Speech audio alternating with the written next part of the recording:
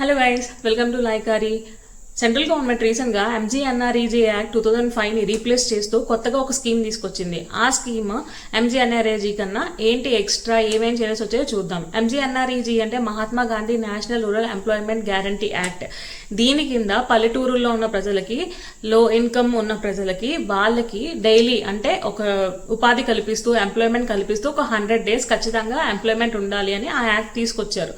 ఆ 100 days employment అయిపోయిన తర్వాత వాళ్ళకి మళ్ళీ ఇంకొక గ్యాప్ వచ్చిన తర్వాత మళ్ళీ వాళ్ళు సెలెక్ట్ చేసుకుంటారు. ఆధార్ బేస్డ్ తీసుకొని వాళ్ళు దాని ద్వారా డబ్బులు కూడా అకౌంట్లోకి వేసేయడం జరుగుతుంది. ఇప్పుడు దీన్ని యూనియన్ గవర్నమెంట్ చేంజ్ చేసి ఏం తీసుకుంది, Viksit Bharat guarantee for Rozgar and Ajeevika mission Grameen ఇలా నేమ్ చేంజ్ చేసి అండ్ 100 days ఉన్న స్కీమ్ని 125 daysకి చేంజ్ చేసింది. అంటే 100 days పనిచేసే వాళ్ళు ఇప్పుడు 125 days వరకు పనిచేయచ్చు. అండ్ నెక్స్ట్ ఇంకోటి కూడా చేంజ్ చేసింది. అండ్ ఈ స్కీమ్ ఇప్పుడు వరకు ఓన్లీ సెంట్రల్ గవర్నమెంట్ 90% పెట్టుకుంటే స్టేట్ గవర్నమెంట్ ఓన్లీ 10% పెట్టుకునేది డబ్బులు. ఏవైతే వాళ్ళు డబ్బులు ఇవ్వాలో, మ్యానుఫ్యాక్చరింగ్ కాస్ట్ ఏదైతే వర్క్కి సంబంధించిన కాస్ట్ అవుతుందో అందులో సెంట్రల్ గవర్నమెంటే ఎక్కువ పెట్టేది, స్టేట్ గవర్నమెంట్ తక్కువ పెట్టేది. ఇప్పుడు దాన్ని చేంజ్ చేశారు. స్టేట్స్ 40% పెట్టుకుంటే సెంట్రల్ గవర్నమెంట్ జస్ట్ 60% పెట్టుకుంటుంది అని చెప్పి చేంజ్ చేశారు.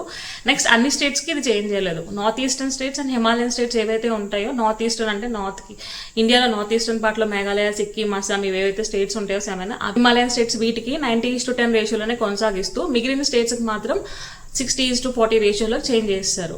ఇది ఒక point. 100 to 125 days and the money distribution. And ఇప్పుడు వరకు ఎంజీఎన్ఆర్ఈజీఏ స్కీమ్లో ఫ్లెక్సిబుల్గా ఉండేది. అంటే ఒక బడ్జెట్ ఇచ్చి ఇప్పుడు ఇక్కడ ఒక ప్రాజెక్ట్ కోసం మనుషులు మనం అలొకేట్ చేసిన తర్వాత ఇంకా కొంచెం ఎక్స్ట్రా బడ్జెట్ అయితే మనం దాని క్యాప్ ఇంక్రీజ్ చేసేదానికి గవర్నమెంట్కి ఛాన్స్ ఉంది. ఇప్పుడు అలా కాదు. యూనియన్ గవర్నమెంట్ బడ్జెట్లోనే ఇంత స్పెసిఫిక్గా ఈ స్టేట్కి ఇంత అలొకేషన్, ఈ స్టేట్కి ఇంత అలొకేషన్ అని ముందే డిసైడ్ చేస్తుంది. అండ్ ఏ విలేజ్లో ఎక్కడ వర్క్ చేయాలి, ఎలా సెలెక్ట్ చేసుకోవాలి అంత ప్రాసెస్ కూడా సెంట్రల్ గవర్నమెంట్ ఆధీనంలోనే ఉంటుంది.